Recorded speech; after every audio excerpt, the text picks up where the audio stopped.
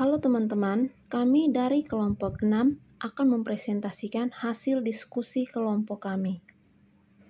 Bunyi pertanyaan nomor 1, bagaimana mengakomodasi berbagai kebutuhan perkembangan, gaya belajar, pengetahuan sebelumnya, dan minat peserta didik, sambil tetap menjaga arah pembelajaran pada tujuan. Yang kedua, bagaimana cara menyesuaikan rencana pembelajaran apabila ada perubahan kondisi untuk memaksimalkan keterlibatan dan efektivitas pembelajaran. Cara mengakomodasikan kebutuhan perkembangan peserta didik, yakni dengan menerapkan pembelajaran berdiferensiasi. Pembelajaran berdiferensiasi merupakan proses pembelajaran dengan memperhatikan bagaimana anak berkembang dan belajar sesuai dengan tahap perkembangan berdasarkan kebutuhan dan kemampuannya. Hal-hal yang perlu dilakukan ialah yang pertama, melakukan pemetaan kebutuhan belajar berdasarkan aspek kesiapan belajar, minat belajar, dan profil pelajar murid. Yang kedua, merencanakan pembelajaran berdasarkan hasil pemetaan, yaitu menyediakan bahan ajar, media pembelajaran, dan mengarahkan peserta didik sesuai dengan gaya belajarnya. Yang kedua, mengevaluasi dan merefleksikan pembelajaran yang sudah berlangsung.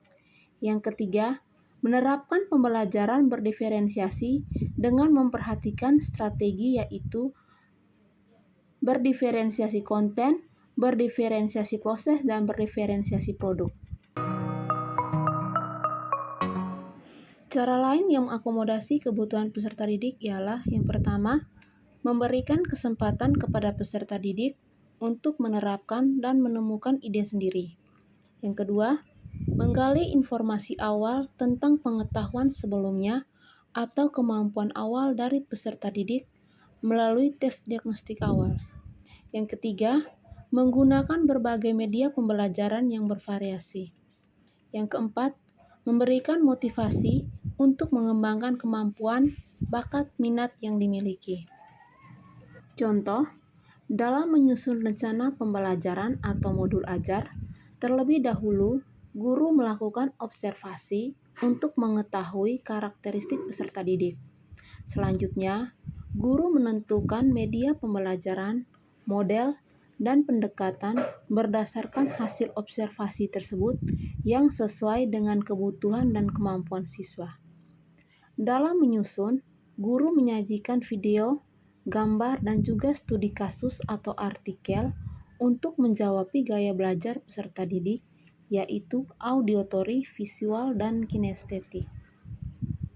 Selanjutnya, dalam pelaksanaan pembelajarannya, guru memberikan peserta didik untuk berperan aktif, di mana guru menggunakan model pembelajaran PBL sehingga siswa diarahkan untuk memecahkan suatu permasalahan yang ditemukan dalam lingkungan sekitarnya dan mempresentasikannya. Di akhir pembelajaran, guru memberikan kesempatan kepada siswa untuk melakukan review atau refleksi terkait pembelajaran yang sudah dilaksanakan.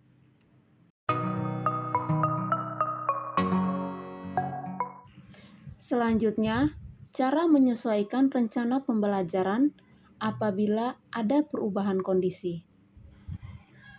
Hal pertama yang dilakukan ialah menganalisis berbagai hambatan atau perubahan kondisi yang terjadi saat proses pembelajaran. Dalam hal ini, sebagai guru, tentunya mencari tahu terlebih dahulu secara mendalam apa penyebab sehingga terjadinya perubahan kondisi pada saat proses pembelajaran. Yang kedua, memprediksi tantangan yang akan muncul selama proses pembelajaran.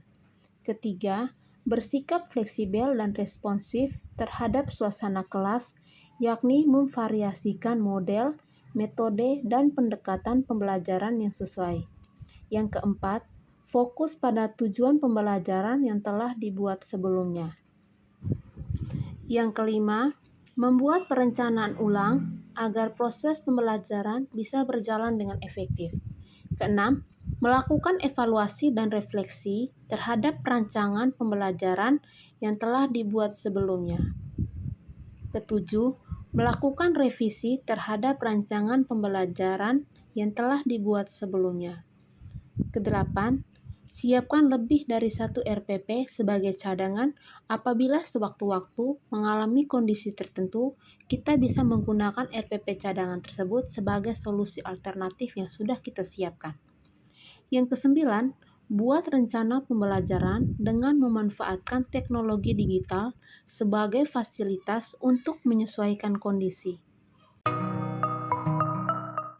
Contohnya, pada materi fotosintesis, guru menggunakan metode pembelajaran diskusi dan setiap kelompok harus maju untuk mempresentasikan hasil diskusi tersebut. Tapi karena waktu yang terbatas, maka satu kelompok mempresentasikan satu soal diskusi untuk meminimalisir waktu sehingga kelompok lain menanggapi dan pada saat itu akan terjadi diskusi antara kelompok yang satu dengan kelompok yang lainnya. Namun, dalam kondisi tersebut, semua siswa tetap mengerjakan LKPD yang sudah diberikan.